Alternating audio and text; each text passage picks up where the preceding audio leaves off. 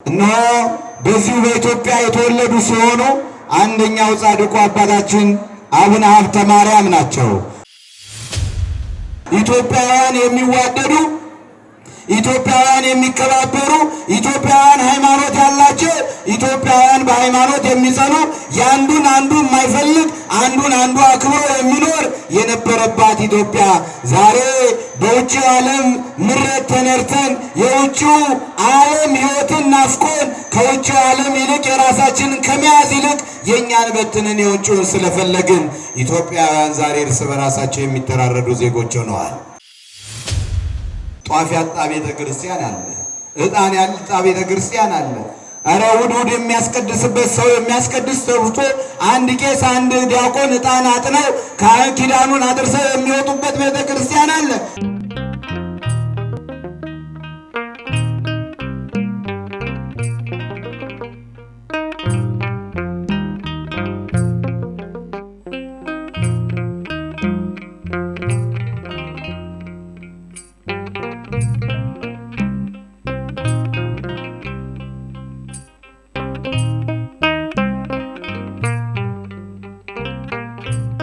የጻድቅ መታሰቢያ ለበረከት ለዘላለም ይኖራል።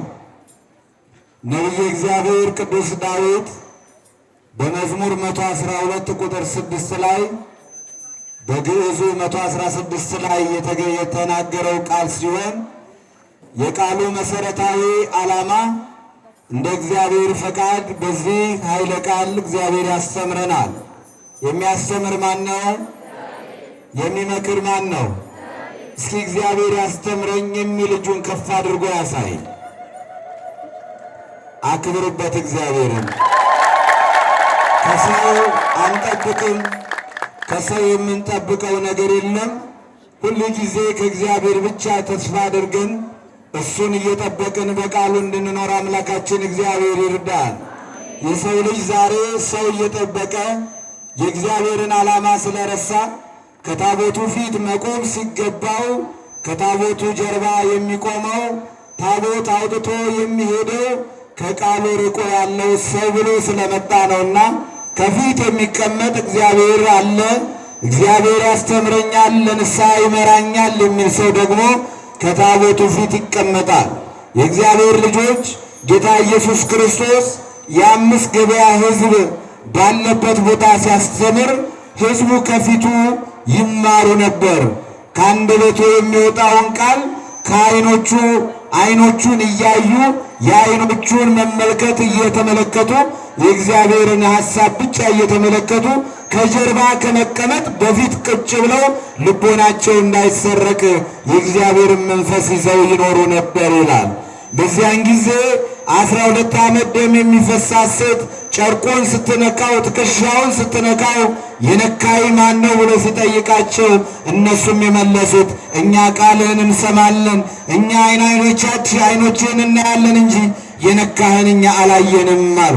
ስለዚህ የእግዚአብሔር ልጆች ዛሬም ከፊት የሚቀመጥ ሰው መድኃኔዓለምን ያያል። ከፊት የሚቀመጥ ሰው ቅዱሳኑን ያያል። ዛሬ ከፊት የሚቀመጥ ሰው ድንግል ማርያምን ያያል። ከጀርባ የሚቀመጥ ምንድን ነው የሚያየው? ሰው ነው የሚያየው፣ ወሬ ነው የሚያየው፣ የዓለምን ሐሳብ በውስጡ ነው የሚያመላልሰው። ለዚህ ነው ከጀርባ ያላችሁ ተነሱ ወደፊት ኑ የምንለውና ዛሬ ጊዜው በራሱ ያስተምረናል።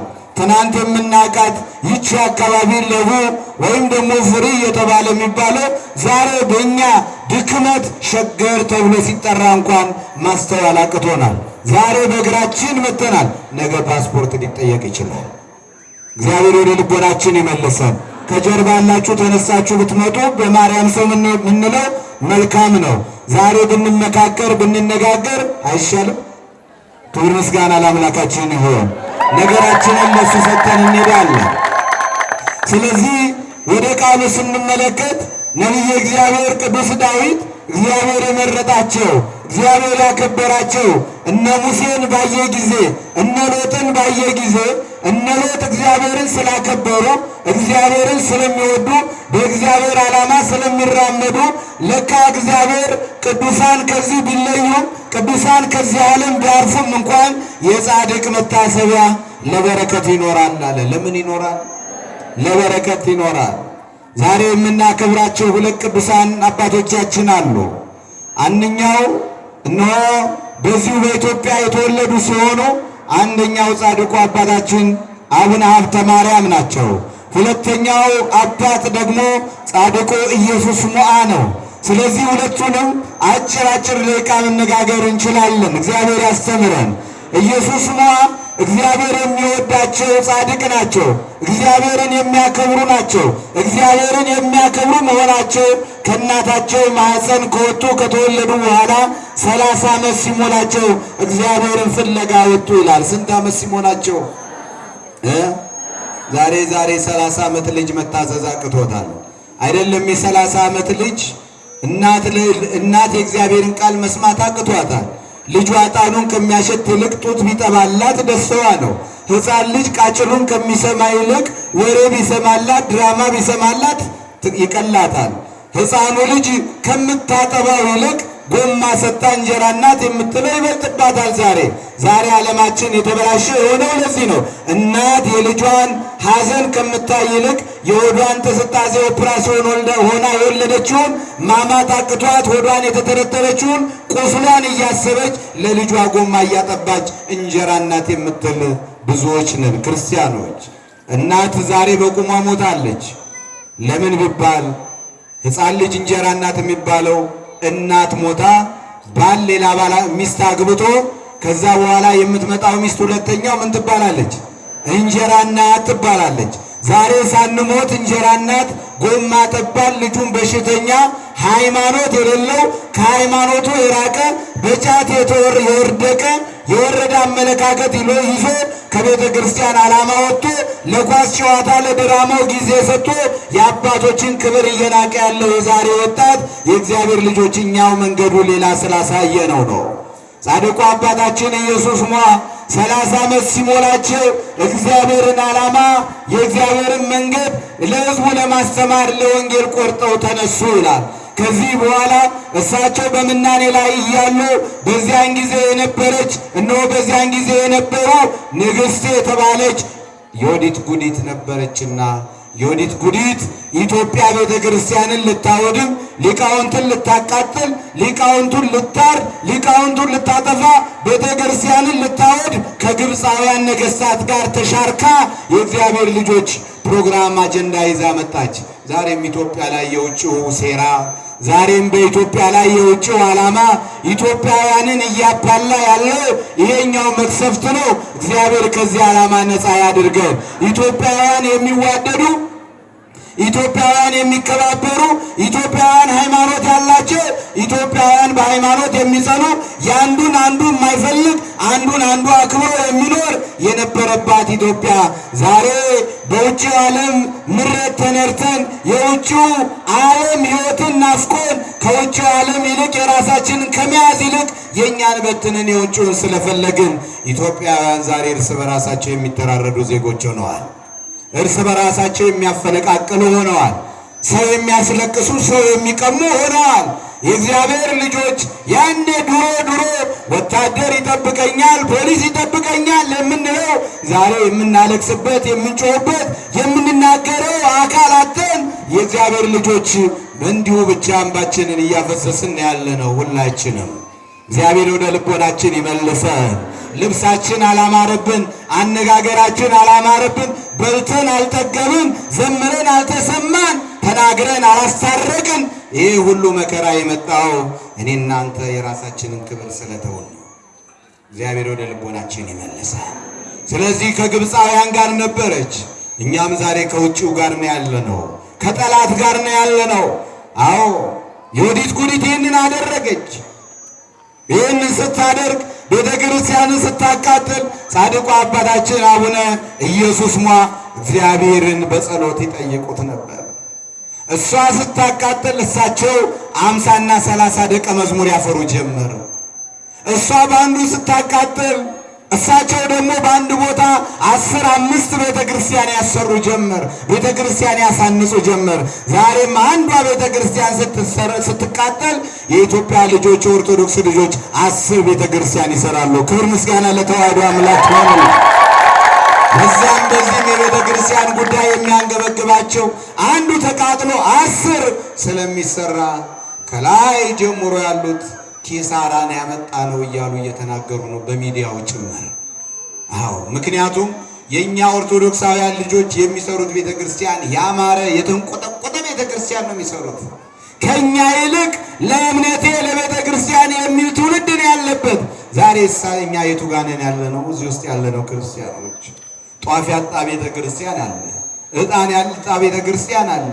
አረ ውድ የሚያስቀድስበት ሰው የሚያስቀድስ ተብቶ አንድ ቄስ አንድ ዲያቆን ዕጣን አጥነው ኪዳኑን አድርሰው የሚወጡበት ቤተ ክርስቲያን አለ።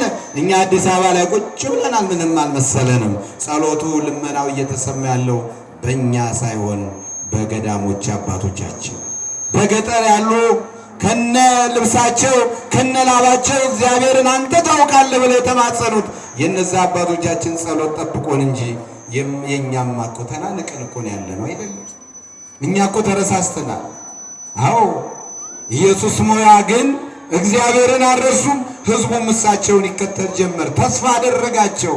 የዚያን ጊዜ የወዲት ጉዲት የምታቃጥለው ሁሉ ቤተ ክርስቲያን እነሆ ተሰርቶ ስታየው ሲንትናደር ሲመራት ምን ላድርግ ሲል አቡነ ኢየሱስ ሞዐ የወዲትም ተነሳ ሌላም ተነሳ የእግዚአብሔር ቤት ይሰራል እግዚአብሔርም ይከብራል ብለው ጻድቁ አባታችን አቡነ ኢየሱስ ሞዐ ዓለምን ሁሉ በወንጌል አረሰረሱ። ዓለምን ሁሉ በወንጌል አጣፈጡ። ዓለምን ሁሉ መድኃኒት የሚሆነውን የመድኃኔዓለምን ስም ማስጠራት ጀመሩ። ጣዖትን አስረገጡ። እግዚአብሔርን አከበሩ። በሰው ሁሉ አንደበት በሰው ሁሉ አነጋገር ኢየሱስ ክርስቶስ የኢትዮጵያ ቤተ ክርስቲያን በዓለም አደባባይ በኢየሱስ ሞዐ ከፍ ብላ ስትነገር ኖረች። የዚያን ጊዜ ጠላት አፈረ፣ ጠላት ወደቀ። ቤተ ክርስቲያን ከበረች፣ ተዋህዶ ከበረች፣ ቤተ ክርስቲያን ነገሰች። የእግዚአብሔር ልጆች ኢትዮጵያና የኢትዮጵያ ኦርቶዶክስ ተዋህዶ ቤተ ክርስቲያን ጠላት ቢዘምት ጠላት ሊያጠፋት ቢጥር ሁለቱ የማይነጣጠሉ አንድ ገጽታ ናቸውና ጸንተው ይኖራሉ። ስለዚህ ዛሬ የጻድቁ በረከታቸው የምናስብበት ጻድቁ ለኢትዮጵያ የተዋደቁበት ኢየሱስ ክርስቶስ አምላካቸው ደግሞ ጻድቁ እነሆ ባንተ ስም አንተን ተከትሎ ወንጌልን ሰምቶ የሚሄደውን ሁሉ እምርልሃለሁ በዛሬው ቀን ቃል ኪዳን ገባላቸው ይላል። ክብር ምስጋና ለአምላካችን ይሁን። ሁለተኛው ጻድቁ አባታችን አቡነ ሀብተ ማርያም ናቸው። ጻድቁ አባታችን አቡነ ሀብተ ማርያም ከእናታቸው ከአባታቸው ከአብራከ ሥጋ ከተወለዱ በኋላ በ12ኛው መቶ ክፍለ ዘመን በዚህ ዓለም ክፉ ሥራ በሚሰራበት በዚህ ዓለም ክፉ ነገር በሚመጣበት ዓለም በመቅሰፍት እየተመታ ባለበት ዘመን እግዚአብሔር የወደዳቸው እግዚአብሔር ያከበራቸው በልጅነታቸው ዘመን ኢየሱስ ክርስቶስን አምላካቸውን ለመፈለግ የወጡ አባት ናቸው። ኢየሱስ ክርስቶስም ለዚህ ለጻድቅ አባት ኢየሱስ ሞዐ በባህር ውስጥ ቆመው እንደጸለዩ ቆመው ለኢትዮጵያ ማርልን ብለው ኢየሱስ ሞዐ በባህር ውስጥ መቶ ያህል እግዚኦታ ያደርሱ ነበር። አቡነ ሀብተ ማርያም ደግሞ ሁለቱም የአቡነ ተክለ ሃይማኖት ልጆች ናቸው። ከኔ ጋር ናቸው። አይመስልም ማለት አይመስልም ማለት ኧረ እስኪ አመስግኗቸው። በሆነ ባናውቀው ነው እንጂ ብናውቀው እኮ የታደልናል። የእሳቸው ደቀ መዛሙርት ናቸው። አብረው የነበሩ ለኢትዮጵያ ይጸሉ የነበሩ ናቸው። ስለዚህ ጻድቁ አባታችን አቡነ ሀብተ ማርያም ለኢትዮጵያ በመጸለይ ለኢትዮጵያ የሚገባውን ነገር በማድረጋቸው የተነሳ ኢየሱስ ክርስቶስ የዓለም ሕዝብ የጻድቁን በረከት ሲሻማ ሲሳተፍ ባየ ጊዜ ኢየሱስ ክርስቶስም ለአቡነ ሀብተ ማርያም እንዲህ አላቸው። በዛሬው ቀን ያረፉበት በዓለ ዕረፍታቸውን የምናከብርበት ነው። ከሥጋቸው ከነፍሳቸው ከመለያየቱ አስቀድሞ ጻድቁ ምን ላድርግልህ? በጸሎት በርትተሃል፣ አሕዛብን አንቀጥቅጠሃል፣ ጣዖታትን አፍርሰሃል፣ ብዙ ነገር አድርገሃል። ስለዚህ ምን ላድርግልህ አላቸው። ጻድቁ አባታችን አቡነ ሀብተ ማርያም እነሆ ክርስቲያኖች በመከራ ውስጥ ያሉ እየታረዱ እየተሰዉ እየተፈናቀሉ ቤታችሁ ወስዳችሁ ገድሉን አንብቡ፣ ስንክሳሩን አንብቡ። የኅዳር 26ቱን ግልጽ ነው አይደል? እንድታነቡ አሁን ብዙዎቻችን ቆየት ብናረጋቸው አይ ነው የምትሉት። እውነት ነው የምንለው። አሁን እዚህ ውስጥ ብዙዎቻችን ተሰብስበናል እንጂ ብዙዎቻችን ልባችን ያለው ሌላ ቦታ ነው። አንዳንዶቻችን ስራ ቦታ፣ አንዳንዶቻችን እቤት፣ አንዳንዶቻችን ምሳ የሚበላው፣ አንዳንዶቻችን በኋላ የምንሄድበትን ፕሮግራም ነው የምናወጣው። እኛም ሞኝ አይደለንም። እናንተን አቆይተን እንድትማረሩብን አንፈልግም። እዚህ ቦታ ላይ የሚማረር ሰው ሊኖር አይገባም። በአንድነት ተደስታችሁ የምትሄዱባት ቤተ ክርስቲያን እኛ ለእናንተ እናንተ ለእኛ የምታደርጉ ስለሆነ አናቆያችሁም። ፈቃደኛ ናችሁ? እንቆይ እንዴ? እስኪ እንቆይ የሚል እኔ እኮ ልልበሉ አላልኩም፣ አጨብጭቡም አላልኩም። የሚቆይ ነው ያልኩት። እንቆያለን፣ እንደተፈለገው ሰዓት እንውላለን የሚል አንድ እጅማ የውሸት እኮ ነው። ስንት እጅ ነው የተሰጠው? አመስግኑበት። አሁን ያው ይሉንታም እያዘ እኮ እጅ ያወጣል። ስለዚህ የእግዚአብሔር ልጆች ጻድቁ አባታችን አቡነ ሀብተ ማርያም ኢየሱስ ክርስቶስ ወደ እሳቸው ቀረበ። አዎ ከዚህ ዓለም ሊጠሩ ሲሉ ምን ላድርግልህ፣ ምን ልስራልህ፣ ምን ላደርግልህ ትፈልጋለህ አላቸው። ጻድቁ አባታችን አቡነ ሀብተ ማርያምም እኔ ለራሴ የምፈልገው የለም፣ ነገር ግን ስም በሚጠራበት መቅደስ በሚሰራበት መታሰቢያ በሚደረግበት ሁሉ የኢትዮጵያን ሕዝብ እንድትባርክልኝ ይፈልጋለሁ። የኢትዮጵያን ሕዝብ ከሰይጣን ቁራኛ ነፃ እንድታደርግልኝ፣ ከሕመሙ እንድትፈውስልኝ እፈልጋለሁ አላቸው። ጻድቁ አባታችን አቡነ ሀብተ ማርያምም እነሆ ይህንን ነገር ሲጠይቁት ኢየሱስ ክርስቶስ እንዲህ አላቸው። አንተን የተቀበለ መታሰቢያን የሚያደርግ ዝክርን የሚዘክር መቅደስህ ታቦትህ ባለበት ቦታ ሄዶ ንስሐ ገብቶ ሥጋዬን የበላውን ደሜን የጠጣውን እስከ 14 ትውልድ ከዛም በላይ እምርልሃለሁ። ኧረ ክብር ምስጋና። ሁለተኛው ደግሞ ይህ ብቻ አይደለም፣ ሕዝቡ በቸነፈር በችግር እንዳይመጣ ብለኸኛልና ዕጣንህ ባለበት ማዕጠንትህን ያሸተተ ዕጣኑ የጤሰበት እነሆ ሎሚውን የወሰደ በአንተ ስም ሎሚውን የበላ እምርልሃለሁ፣ ምንም በሽታ አይነካብህም ብሎ ኢየሱስ ክርስቶስ ቃል ኪዳን ገባላቸው። የእግዚአብሔር ልጆች እኛ ዝም ብለን አይደለም ታቦት የምናወጣው። እኛ ዝም ብለን አይደል ቤተ ክርስቲያን የተክለ ሃይማኖት፣ የማርያም፣ የገብርኤል፣ የአቡነ ሀብተ ማርያም የምንለው። መታሰቢያቸውን አድርጎ ምናቸውን አድርጎ መታሰቢያቸውን አድርጎ ለነሱ መታሰቢያ ነው አይደለም። ብዙ ከተማ ስንሄድ ምንም ላልሰሩ ሰዎች ሐውልት ይቆምላቸው የለ እንዴ? ምንም ነገር ለሌላቸው ሰዎች ድንጋይ ይቆምላቸዋል እኮ፣ ሕንፃም ስም ይሰየምላቸዋል። እንኳን አይደለም ይህንን ዓለም የናቁ ወንጌልን ያስፋፉ ይቅርና ማለቴ ነው። ስለዚህ ሰው የመሰለውን ሲያደርግ ኢየሱስ ክርስቶስ ደግሞ የሰጣቸውን በረከት ቤተ ክርስቲያን አክብራ ቤተ ክርስቲያን ትሰራለች፣ ታቦት ትቀርጻለች፣ ታቦታቱን ታከብራለች። ነገር ግን በታቦታቱ ላይ ያለው ሕያው ሕቡዕ ስም የኢየሱስ ክርስቶስ ነው። ክብር ምስጋና ለአምላካችን ነው። መታሰቢያነቱ ለቅዱሳኑ ሕቡዕ ስሙ የኢየሱስ ክርስቶስ አልፋ ኦሜጋ፣ አልፋና ኦሜጋ ፊተኛውና ኋለኛው ያለ አምላክ አንተ ብቻ ነህ ብላ ነው በታቦቱ ላይ የምትጽፈው ጽሑፉ። ክብር ምስጋና ለአምላካችን ነው። ሁለተኛ ቅዱሳኑ ቤተ ክርስቲያን ቢኖራቸው መታሰቢያቸው ቢሰራላቸው የእግዚአብሔር ልጆች ጉልላቱ ላይ የሚቀመጠው የቅዱሳኑ ፎቶ አይደለም። ጉልላቱ ላይ የሚቀመጠው የማ መስቀል ነው? የማ የኢየሱስ ክርስቶስ መስቀሉን ስናይ ማንን ነው የምናየው? ክብር ምስጋና ለስሙ ይሆንልን። በመቀጠል ታቦቱ ባለበት ላይ የሚቀመጥ ታቦታቱ ባሉበት ሁሉ ቤተ ክርስቲያን ተሰርቶ በመንበሩ ላይ የሚቀመጠው የቅዱሳኑ ፎቶ አይደለም። የቅዱሳኑ ስዕል አድኖ አይደለም፣ የድንግል ማርያም ስዕል አድኖ ነው። ኧረ ክብር ምስጋና ለእመቤታችን። ምክንያቱም ማኅፀኗን ዓለም አድርጎ ሆዷን ማኅፀኗን መንበር አድርጎ የተቀመጠው በድንግል ማርያም ላይ ነውና መንበር የድንግል ማርያም ምሳሌ፣ ታቦት የኢየሱስ ክርስቶስ ምሳሌ ስለሆነ በየአጥቢያው ያሉ አብያተ ክርስቲያናት ሙሉ በሙሉ መንበሩ ላይ ያለው የእመቤታችን ስዕል አድኖ ነው። ኧረ ክብር ምስጋና ይስማ። በመቀጠል ደግሞ መንበሩ ላይ ታቦቱ ተቀምጦ ቅዳሴው ሲቀደስ በአቡነ ሀብተ ማርያም፣ በአቡነ ገብረ መንፈስ ቅዱስ፣ በአቡነ ተክለ ሃይማኖት ቤተ ክርስቲያን ውስጥ ቅዳሴው የሚቀደሰው የጌታ ቅዳሴ፣ የሐዋርያት ቅዳሴ፣ የሰለስቱ ምዕት ቅዳሴ እያለ 14 ቅዳሴ ይቀጥላል። ነገር ግን በቅዳሴው ሁሉ ላይ ኢየሱስ ክርስቶስ ስሙ የማይጠራበት የለም።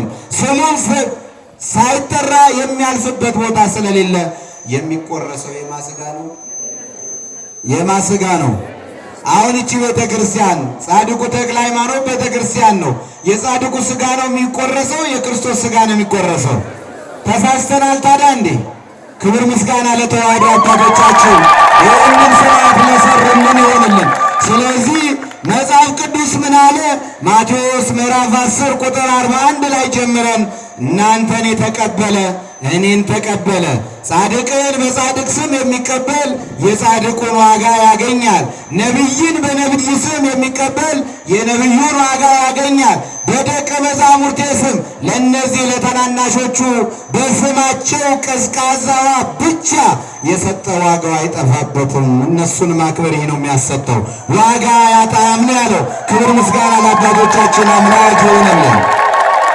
ለዚህ ነው ዳዊት የጻድቅ መታሰቢያ ለበረከት ይኖራል አለ።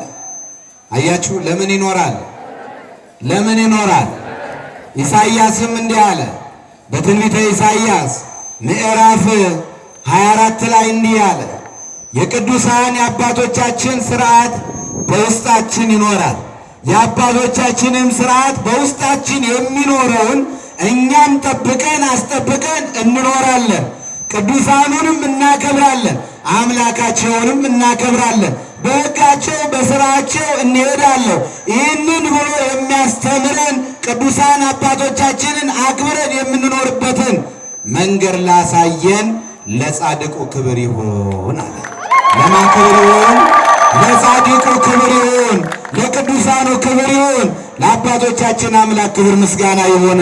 በእውነት የሚያማልዱን የሚያስከብሩን ከአምላክ ዘንድ መከታ ጠበቃ የሚሆኑን አማላጅ ዳኛ የሚሆኑን እነሱ ናቸው። ዳኛ ናቸው። ፈራጁ ክርስቶስ ነው። አማላጅ አይደለም ኢየሱስ። አዎ ፈራጅ ነው። አዎ ሲመጣ ዝም የማይል ነው። መናፍቃን ዛሬ የተሸወዱት ሮሜ 8:34 ላይ ኢየሱስ ያማልዳል ይላል። ቁጥር 20 ላይ መለስ ብለው ሲያዩት እዛው 8 ላይ አብም ያማልዳል ይላል። መጽሐፍ ቅዱስን እኮ ሊቃውንቱ ጠንቅቀው ያውቁታል። ነገር ግን አንዷን ጥራዝ ብቻ ይዞ መሄድ አይደለም። እኛም ቤት አለ እንደዚሁ አይነት እንዲህ አይነት የተወሰደ የጉርቤት ወይም ደግሞ የመናፍቃን ምላሽ። ክርስቶስ ምን አለ? ስሜን በከንቱ ከኔ ጋር ናችሁ፣ ስሜን በከንቱ አትጥራ አይደል ነው አይደል አለ። ስለዚህ የድሮ እናቶቻችን ስሙን በከንቱ አይጠሩም። ዕቃ ቢወርቅባቸው ባል ሚስቱን፣ ሚስትም ባሏን፣ ባል ከሌለ ሚስት ከሌለ እናቴ ድረሽ፣ አባቴ ድረሽ፣ ወንድሜ ድረስ፣ አጎቴ ድረስ ነበር። ዛሬ መናፍቃን በእኛ ውስጥ ሁሉ ሞላና ስኒ ሲወርቅም በኢየሱስ ውሸት ነው አላልንም? ታዲያ ወዴት እየሄድን ነው? ስሜን በከንቱ አትጥራ። ኢየሱስ የሞተው ለስኒው ነው እንዴ? ለማን ነው የሞተው? ለእኛ ብሎ ነው የሞተው፣ ለእኛ ብሎ ነው የተገረፈው። ስለዚህ ቅዱሳን ያስተማሩንን እንድንይዝ ቅዱስ ጳውሎስ ምን አለ? ተዘከሩ መኳንንቲክሙ ከመ ዘነገረክሙ ቃለ እግዚአብሔር።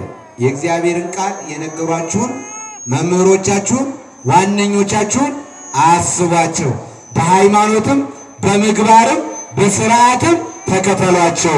ክብር ምስጋና ለቅዱሳን አባቶቻችን ነው። ስለዚህ ቅዱስ ጳውሎስ ዕብራውያን 13 ላይ የተናገረው ዕብራውያን 14 ላይ ያለውን ቃል መነሻ አድርገን ቤተክርስቲያናችን ቅዱሳኑን ታከብራለች፣ ኢየሱስ ክርስቶስን ታመልካለች።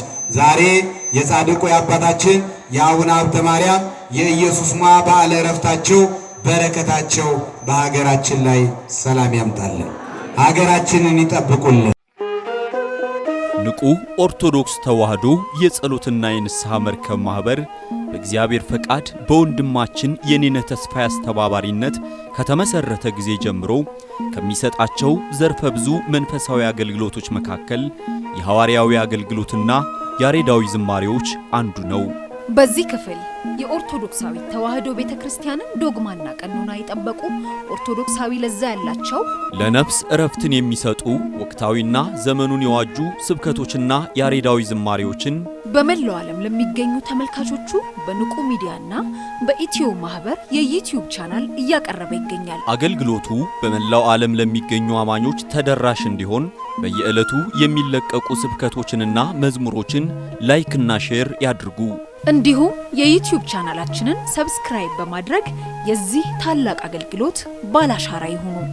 ንቁ ሚዲያ ርቱ የቤተ ክርስቲያን ልሳን